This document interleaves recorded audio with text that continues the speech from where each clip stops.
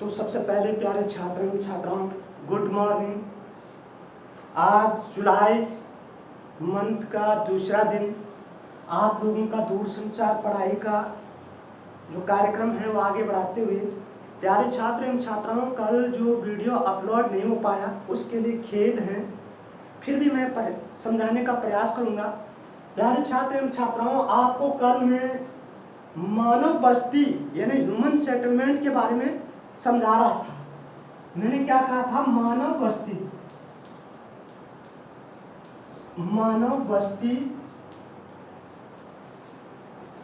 यानी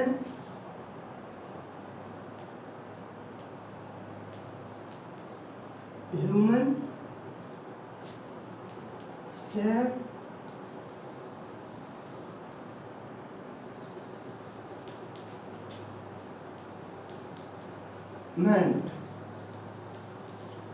human settlement के बारे में पढ़ा रहा था। और मानव बस्ती का अर्थ मैंने आपको समझाया था। मानव बस्ती का तात्पर्य मैंने क्या कहा था? वो स्थायी तथा अस्थायी आवासों का समूह जहां मानव निवास करते हैं उसे मानव बस्ती कहते हैं। और गांव तथा नगर के आधार पर मानव बस्ती को दो रूपों में विभाजित किया गया था। पहला था ग्रामीण बस्ती और दूसरा था नगरीय बस्ती।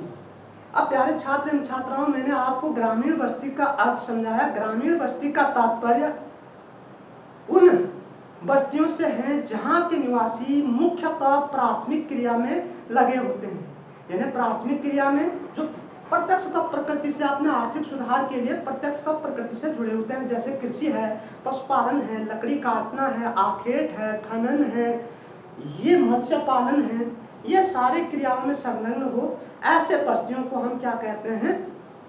ग्रामीण बस्ती कहते हैं। और ग्रामीण बस्ती का जो जनसंख्या आकार है वो नगरीय बस्ती की तुलना में छोटा होता है।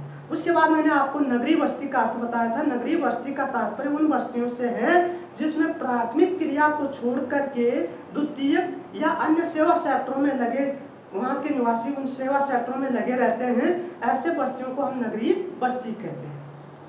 तत्पश्चात मैंने आपको ग्रामीण बस्ती की विशेषताएं समझाए। ग्रामीण बस्ती के माने लगभग मैंने 5 विशेषताएं आपको समझाए हैं। आपको 6 विशेषताएं मैंने लिखा रखे हैं। ग्रामीण बस्ती का पहला विशेषता है कि ग्रामीण बस्ती के लोग मुख्यतः प्राथमिक क्रिया में लगे रहते हैं, नंबर 1। नंबर दूसरा, ग्रामीण बस्ती के जो आवासों का निर्माण है वह स्थानीय सामग्री से तैयार किए जाते हैं।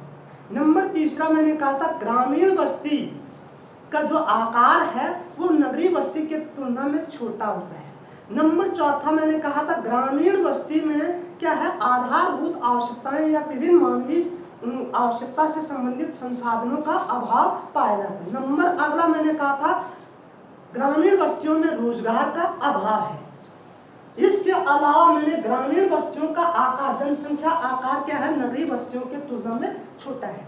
तो ये 3 नंबर का आपको पूछा जाएगा। और नगरीय बस्ती ठीक इसके विपरीत उसकी विशेषता होगी। नगरीय बस्ती में क्या है? नगरीय बस्ती उन बस्तियों को कहा जाता है जहां के निवासी मुख्यतः द्वितीयक और या अन्य सेवा सेक्टरों में लगे रहते हैं। ऐसे बस्तियों को हम क्या कहते हैं? नगरीय बस्ती कहते हैं। और नगरीय बस्तियों का जो जनसंख्या आकार है वो ग्रामीण बस्तियों के तुलना में विशाल होते हैं। अब पहला नंबर विशेषता क्या है? नगरीय बस्ती के लोग क्या है? विशेषकर द्वितीय क्रिया या अन्य सेवा सेक्टरों में लगे रहते हैं। नंबर दूसरा, नगरीय बस्तियों का आवासों का निर्माण औद्योगिक सामग्री से तैयार किया जाता है। नंबर तीसरा, नगरीय बस्तियों का जनसंख्या आकार ग्रामीण बस्तियों के तुलना में क्या होते हैं? अधिक होती है, सघन होती है। नंबर चौथा, नगरीय बस्तियों का आवास क्या होते हैं? सघन बसे होते हैं। नंबर 5, नगरीय बस्तियों में समस्त मानवीय आधारभूत आवश्यकताएं उपलब्ध होते हैं। तो ये मानव नगरीय बस्तियों की विशेषताएं थी। अब प्यारे छात्र एवं छात्राओं में अब आ रहा हूं ग्रामीण बस्ती के प्रकार।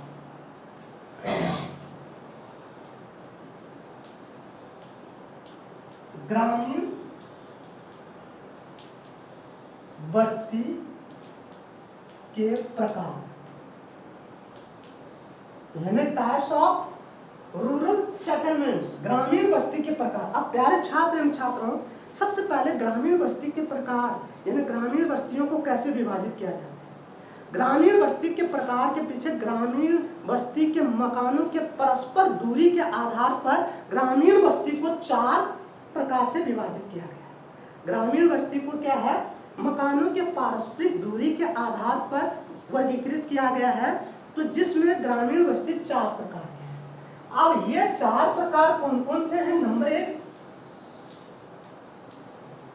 सघन बस्ती। सघन बस्ती यानी इसे गुच्छित बस्ती भी कहते हैं, इसे कुंजित बस्ती भी कहते हैं, ये सघन बस्ती। नंबर 2 विरल या परकीर्णन या छितरी हुई बस्ती। और नंबर 3 अपखंडित बस्ती। और नंबर 4 है संयुक्त बस्ती।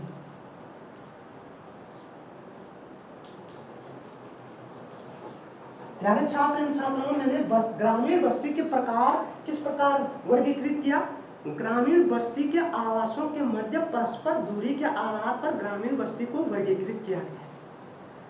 और इस परस्पर मकानों के पारस्परिक दूरी के आधार पर पहले प्रकार का बस्ती है सघन बस्ती, दूसरा है विरल या परकीर्णन बस्ती, नंबर 3 अपखंडित, नंबर 4 संयुक्त। अब सबसे पहले सघन बस्ती क्या है और कहाँ पाए जाते हैं? प्यारे छात्र एवं छात्राओं, सघन बस्ती का तात्पर्य उन बस्तियों से है, ग्रामीण बस्तियों से है, जहाँ ग्रामीण बस्ती के आवास परस्पर एक दूसरे से सटा करके बने होते हैं, मगर केवल ध्यान इतना रखा जाता है कि उसमें जो आवागमन की व्यवस्था यानी सड़क गलियों की व्यवस्था देखी जाती है और पानी निकासी की व्यवस्था देखी जाती है। ऐसे बस्तियों को हम सघन बस्ती कहते हैं। मैंने क्या कहा? सघन बस्ती में क्या है? आवास, ग्रामीण आवास परस्पर एक दूसरे से सटे हुए होते हैं और उसमें क्या होता है? केवल सड़कों और पानी निकासी की व्यवस्था देखी जाती है। इस प्रकार के बस्ती को हम सघन बस्ती या कुंजित बस्ती या इसे गुच्छित बस्ती भी कहते हैं। अब जैसे उदाहरण के लिए सघन बस्ती में क्या है? मकान परस्पर एक दूसरे पे सटे हुए हैं। ये मकान है, गांव के मकान है ये।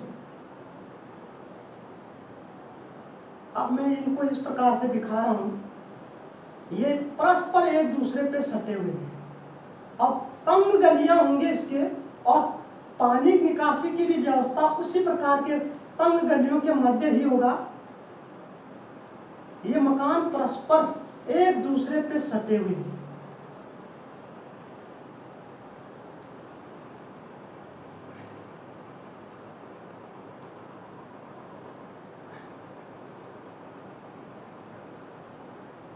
अब इन सघन निर्माण मकानों के परस्पर एक दूसरे से जुड़े हुए हैं, इनके मध्य केवल तंग गलियां होंगे या पानी निकासी की व्यवस्था देखी जाती है, ये दिखा रहा हूं मैं। इनके मध्य केवल आवागमन के लिए तंग गलियां हैं और बारिश की पानी या अन्य पानी निकासी की व्यवस्था देखी जाती है। तो इस प्रकार के बस्तियों को हम सघन बस्तियां कहते हैं।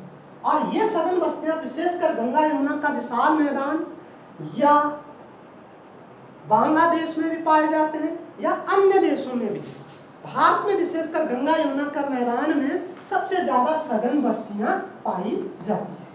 तो ये हुआ सघन बस्ती। दूसरा है विरल या परकीर्णन बस्ती या छितरी बस्ती। ये बस्तियां जैसे नाम से ही विदित हो रहा है, ये बस्तियां क्या होते हैं? इन बस्तियों में मानव आवास परस्पर काफी दूरी पे बसे होते हैं। एक मकान से दूसरा मकान की दूरी काफी अधिक होती है और ये परस्पर ये आवास क्या है? परस्पर पगडंडियों से जुड़े होते हैं। जैसे उदाहरण के लिए एक आवास और दूसरा यहाँ से कम आधा किलोमीटर दूर, तीसरा इसमें 300 मीटर दूर, चौथा इसमें करीब 1 किलोमीटर दूर, पांचवा इसमें 3.5-4 किलोमीटर, ये मानो बहुत दूरी पे बसे होते हैं।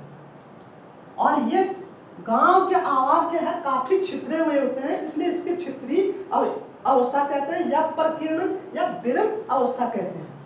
अब इस प्रकार के जो आवास है, ग्रामीण बस्ती है, ये विशेषकर भारत के पर्वतीय क्षेत्रों में पशुपालकों के हो सकते हैं, या माना लकड़हारों के हो सकते हैं, या शिकारियों के हो सकते हैं। ये भारत ही नहीं, या माना आपके माना मध्य एशिया के क्षेत्र हैं, ये पशुपालकों का विशेषकर होता है, या मछली पकड़ने वालों। इसके अलावा विकसित देशों में किसानों के जो विशाल किसान, विस्तृत कृषि करने वाले किसान होते हैं, उनके फार्म हाउस भी इस प्रकार के प्रकीर्णन बस्ती में आते हैं। तो ये विशाल कृषि फार्मों को हम फार्म स्टेट भी कहते हैं। तो इतना आपके समझ में आ जाता है, विरल या प्रकीर्णन या छिद्री बस्ती उन बस्तियों को कहते हैं जिन बस्तियों के आवास परस्पर एक दूसरे से काफी दूरी पे बसे हुए होते हैं। ये बस्तियां एक दूसरे से पगडंडियों या खेतों के सहारे जुड़े होते हैं। इस प्रकार की बस्तियां विशेष करके पशुपालकों, शिकारियों, लकड़हारों या मछली पकड़ने वालों के होते हैं। और इसके अलावा मैंने क्या कहा, विकसित देशों में किसानों के फार्म हाउस होते हैं जिसे फार्म स्टेट कहते हैं, ये भी प्रकीर्णन बस्ती में आते हैं। अब आता हूं मैं चौथा, अखंडित बस्ती। प्यारे छात्र एवं छात्राओं, अखंडित बस्ती वे बस्तियां हैं जिसमें गांव के आवास परस्पर एक दूसरे से थोड़ी थोड़ी दूरी पे बने होते हैं। ये माना एक दूसरे से सटे नहीं, बल्कि थोड़ी थोड़ी दूरी पे बने होते हैं। ये प्रकीर्णन में भी नहीं आते, प्रकीर्णन बहुत दूर है। ये थोड़ी थोड़ी दूरी पे बसे होते हैं और ये सारे मकान एक ही ग्राम सभा के अंदर आते हैं। इसमें कोई केंद्रीय गांव नहीं होता है, बल्कि गांव के मकान थोड़े थोड़ी दूरी पर बसे होते हैं। 40-50 मीटर की दूरी पे एक मकान, फिर अगला 15-20 मीटर की दूरी पे दूसरा, ऐसे करके पूरे क्षेत्र में छितरे हुए होते हैं। इस प्रकार के आवास को हम अखंडित बस्ती कहते हैं। अखंडित बस्ती में मैंने क्या कहा कि जो ऐसे ग्रामीण बस्ती है जिसमें आवास थोड़ी थोड़ी दूरी पर, एक दूसरे से थोड़ी दूरी पर बसी होती है, इसमें कोई केंद्रीय गांव नहीं होता है और ये सारे आवास एक ही ग्राम सभा के अंदर आते हैं। ऐसे बस्तियों को हम अखंडित बस्ती कहते हैं। अब आ रहा हूं चौथा प्रकार, संयुक्त बस्ती। ये संयुक्त बस्ती क्या है?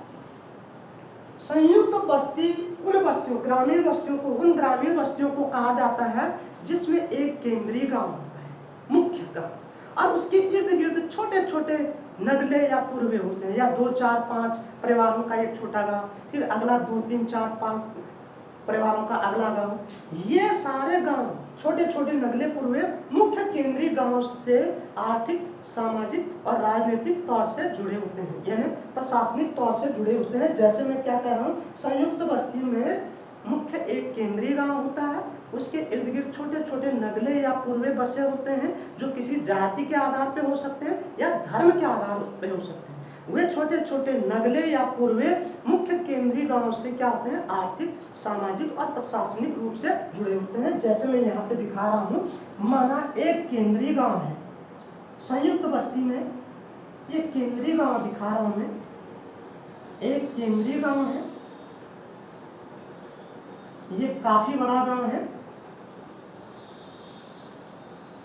और इस केंद्रीय गांव के इर्द गिर्द छोटे छोटे, इस केंद्रीय गांव से कुछ दूरी पर एक छोटा सा गांव नगला या पूर्वा है जिसमें 5-6 परिवार निवास कर रहे हैं।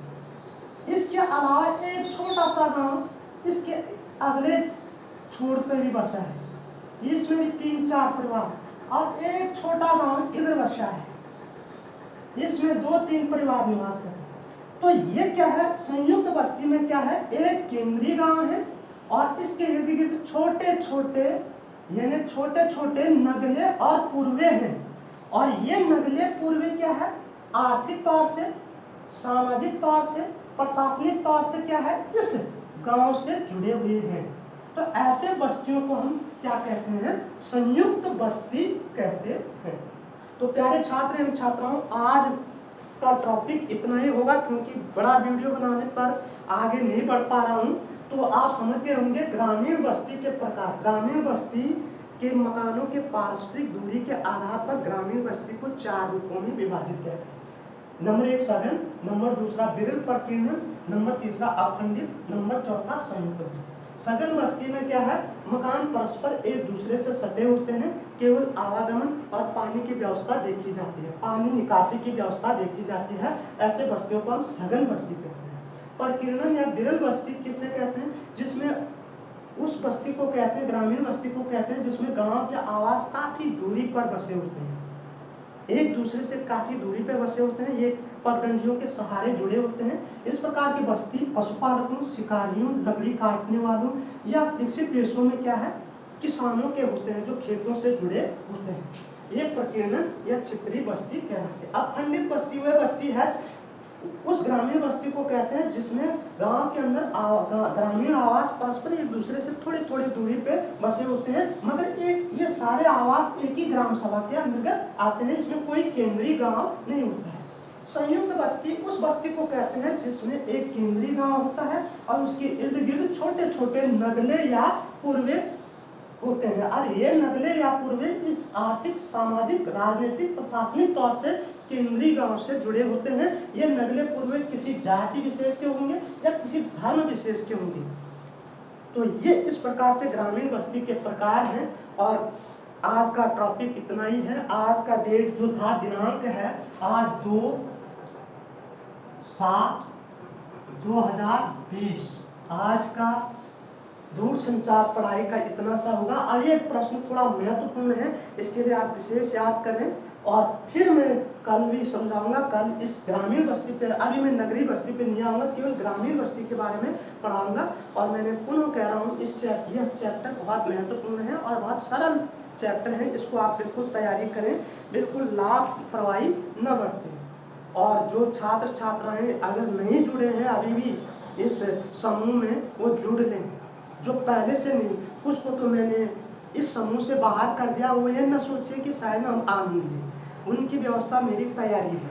इसके लिए आप थोड़ा सजग और गंभीर रहिए। हम भी मेहनत कर रहे हैं आपके प्रति और आपको भी मेहनत करना है। आप ईमानदारी का ठेका हमारे ऊपर रख देते हैं और अपने आप में ईमानदारी के लिए दूर भागते हैं, ये अच्छी बात नहीं। इन्हीं शब्दों के साथ धन्यवाद।